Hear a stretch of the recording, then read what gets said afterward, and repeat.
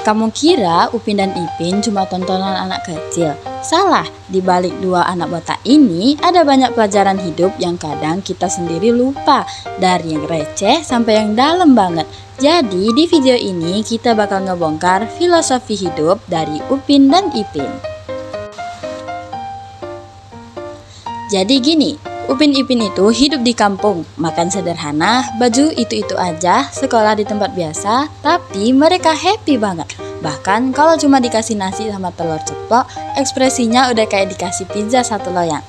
Ini yang bikin mereka beda. Di saat banyak karakter kartun lain hidup di dunia serbawah, mereka justru ngajarin kita soal sederhana tapi bahagia. Nah, ini sejalan banget sama yang namanya stoikisme, filsafat kuno dari Yunani yang bilang kalau kebahagiaan itu bukan soal punya segalanya, tapi soal gimana cara kita nikmatin hal kecil di hidup kita. Contohnya nih, orang stoik percaya makin sedikit hal yang kamu butuhin buat bahagia, makin kuat mental kamu. Dan Upin Ipin itu kayak definisi nyata dari itu semua. Mereka nggak punya banyak, tapi nggak pernah kelihatan kurang. Bahkan ketika ngelihat temen punya mainan baru atau makanan yang beda, mereka nggak iri. Mereka malah bilang, wah cantiknya, atau nak makan juga. Tapi tetap santai, gak ada rasa pengen punya segalanya. Ini pelajaran penting banget di zaman sekarang. Dan jangan lupa, mereka juga punya satu hal yang mahal banget, rasa syukur.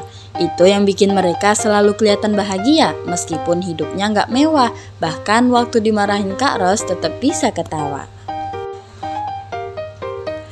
Sekilas kelihatannya kayak cuma dua anak botak yang suka main bareng. Tapi kalau kamu perhatiin lebih dalam, mereka tuh punya peran yang beda tapi saling ngelengkapin. Upin si kakak itu yang biasanya lebih vokal, cerewet dikit, suka ambil keputusan duluan, dan agak sok tahu kadang-kadang. Tapi dari situ kita bisa lihat dia punya naluri pemimpin. Sementara Ipin itu tipe pendengar setia, gak banyak ngomong, tapi sekali bilang betul-betul itu rasanya kayak validasi yang powerful banget. Dan walaupun diam, dia tuh peka banget, lebih sering ngeliatin dan ngerti situasi dibanding si Upin. Kalau kamu mikir ini cuma perbedaan biasa, tunggu dulu. Dalam filosofi Tiongkok, ada konsep yang namanya yin dan yang. Intinya dua energi yang berlawanan tapi saling ngelengkapin. Kayak siang dan malam, gak bisa dipisah, harus bareng biar seimbang. Nah, Upin itu kayak yang, terang, aktif dan ekspresif. Sedangkan Ipin lebih kayak yin, tenang, adem dan kalem. Tapi mereka jalan bareng dan justru dari situ kekuatannya muncul. Mereka jadi kuat bukan karena mirip, tapi karena beda dan saling dukung. Ini tuh relate banget sama pertemanan di dunia nyata.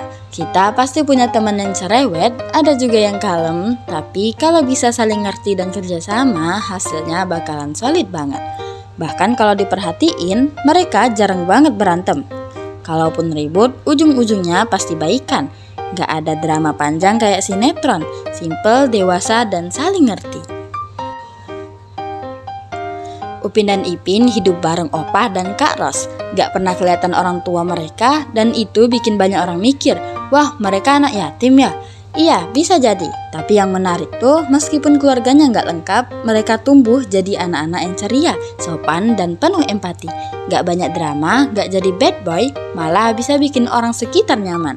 Ini ngasih peran penting buat kita yang hidup di zaman penuh ekspektasi keluarga ideal. Keluarga itu nggak harus sempurna, yang penting ada kasih sayang dan nilai-nilai baik yang ditanam dari kecil.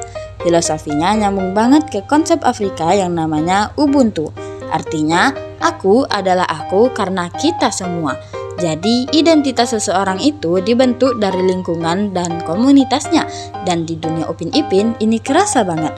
Mereka bukan cuma dididik sama Kak Ros dan Opah, tapi juga sama tokoh-tokoh kampung kayak Tok Dalang, Pak Mail, bahkan Fizi dan Jarjit yang kadang ngeselin, tapi tetap bagian dari proses tumbuh mereka. Dan yang unik juga, Kak Ros itu galak, tapi bukan galak yang jahat. Dia tegas karena sayang. Nah ini juga jadi cerminan banyak keluarga di Asia Tenggara. Kasih sayangnya tuh sering dibungkus bentakan, tapi dalamnya cinta banget. Coba deh kamu pikir, berapa banyak dari kita yang kadang ngerasa kurang karena keluarga nggak kayak di film-film. Padahal yang penting itu bukan bentuknya, tapi rasa aman dan dukungan yang kita dapat. Coba kalian ingat-ingat, seberapa sering Upin dan Ipin gagal? Banyak, mulai dari salah paham, kena marah Kak Ros, bantuin tapi malah bikin berantakan, sampai dikerjain teman sendiri.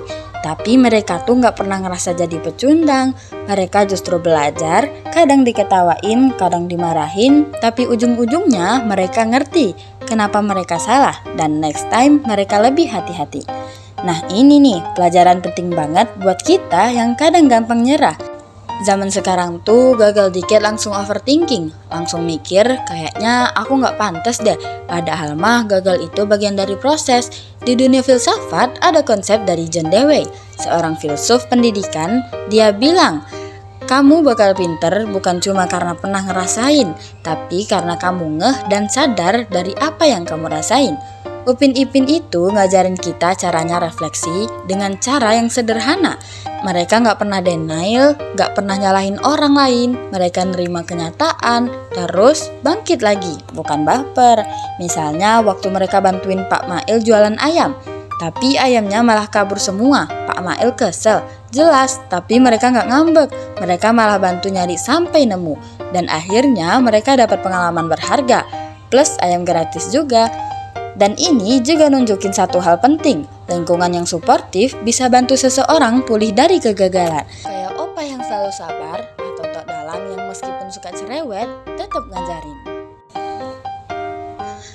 Jadi gini, banyak orang mikir Upin Ipin tuh cuma tontonan anak kecil. Padahal kalau kamu perhatiin lebih dalam, mereka kayak kaca pembesar yang nunjukin hal-hal penting dalam hidup, tapi dibungkus dengan cara yang ringan dan relate.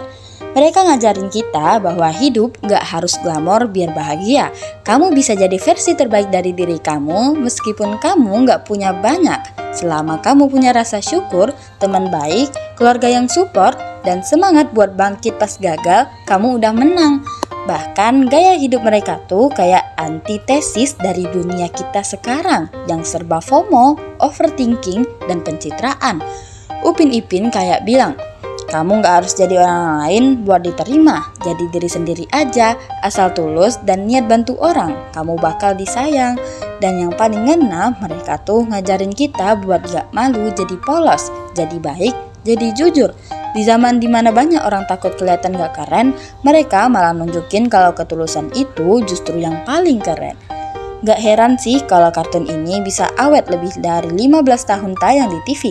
Bukan karena animasinya canggih banget, tapi karena nilainya nempel dan bisa banget dibawa ke dunia nyata.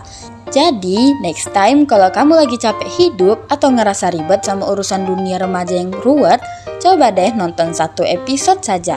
Kadang jawaban dari overthinking kamu itu ada di tawa polos dua anak botak dari kampung durian runtuh. Di dunia yang makin ribet, kadang kita cuma butuh diingatkan lagi soal hal-hal kecil, syukur, ketulusan, saling bantu, dan bangkit kalau jatuh. Mereka gak sempurna, tapi itu justru yang bikin mereka real. Dan mungkin disitulah kekuatan mereka, ngajarin kita jadi manusia, bukan robot pencapaian.